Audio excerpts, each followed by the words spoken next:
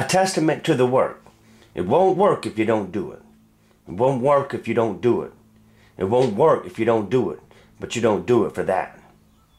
Gonna have to give it up. Gonna have to give it up. I got to give it up. Curtis Mayfield. Chapter 2. Thank you, Courtyard Coffee House, for providing the most peaceful of places to do work. To some other patrons of other shops, what would you like for me to do so that you will feel more comfortable? Chapter 3.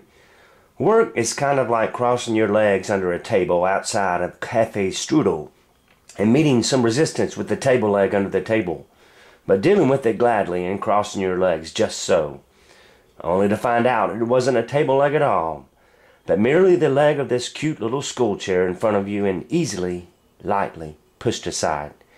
Just a little, of course. Chapter 4. This is Christian's story. Interrupting. That's a Christian story? No, Christian in there. Oh, I was going to say, let me read that Christian story. I still want him to read that story. Chapter 5.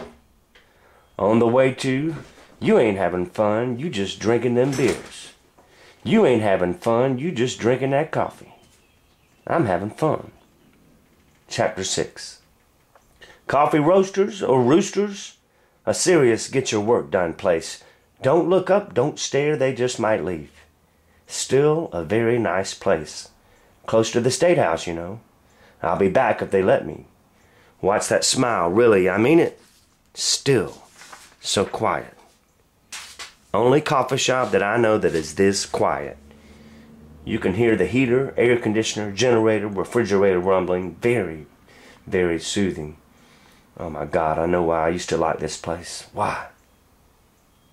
Oh Jesus, don't spill your coffee in here. The illusion will be over before you can say, I love to see people working. I cannot tell you any more secrets about this place. Chapter 7. Earlier thought. I can't be a prophet.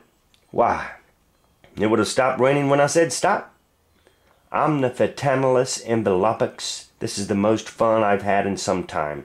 I'm writing in lower and uppercase for the first time since grade school. Chapter 8. There are 3 things people might do. One group will chant for the crucifixion. One group will reluctantly step aside. One group will let themselves be crucified. Or maybe they won't do that crucifixion thing anymore. Maybe they won't do anything at all. Chapter 9. Happened to see the Uncle Remus Museum on Sunday. It turns out Uncle Remus is a fictional character. A certain Mr. Harrison actually wrote all of the Brer Rabbit stories, as well as others attributed to Uncle Remus. Mr. Harrison was a very shy child. Now I know they don't make shy children nowadays, said the hostess at the Uncle Remus Museum. Mr. Harrison was poor and worked on the plantation. Mr. Harrison listened to 3 black slaves during the day's working. He probably was eavesdropping, I'm a-guessing. Mr. Harrison, or Little Harrison, wrote stories based on this colorful dialect. Some people noticed Little Harrison's talent, gift. Sometime later, Mr. Harrison worked for the Atlanta Constitution. And as Mr. Harrison's stature in the world grew, he remained painfully shy. So shy, in fact, that he rarely frequented social events because he was afraid they might ask him to speak.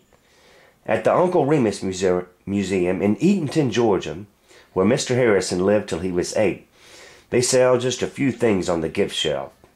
Admission to the museum is $1. When I go back, I want to get that little red book that also has the lyrics to songs that Little Harrison heard from the 3 black slaves on the plantation. The hostess told me they had some audio cassettes of Mr. Harrison's stories inspired by the dialect and colorful language of the 3 black slaves down on the plantation. They sold like hotcakes, she said. When the man brought the last shipment in, however, he said it would be the last.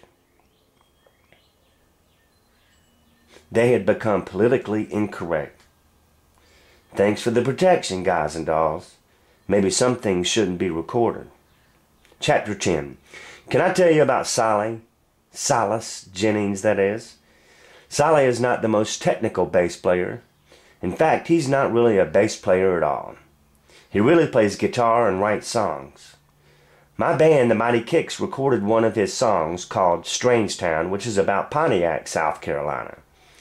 I've always loved and cherished playing drums in the band with Solly on bass, Esau on guitar, and Roger and Adrian on vocals.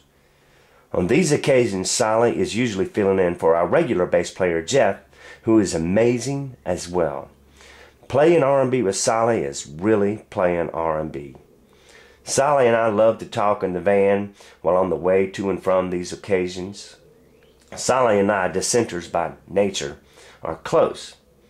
Solly talks about the black churchgoers and they Jesus, keep putting up with shit down here because it's going to be a lot better up there. Solly is a member of the corner nigger family. Solly is a corner nigger. If Solly or me, if we were together and were to break down, for example, on the way to Beaufort, South Carolina, low country, soul country, all Solly would have to say is, I'm a corner nigger, a Jennings corner nigger, and everything would be au fait.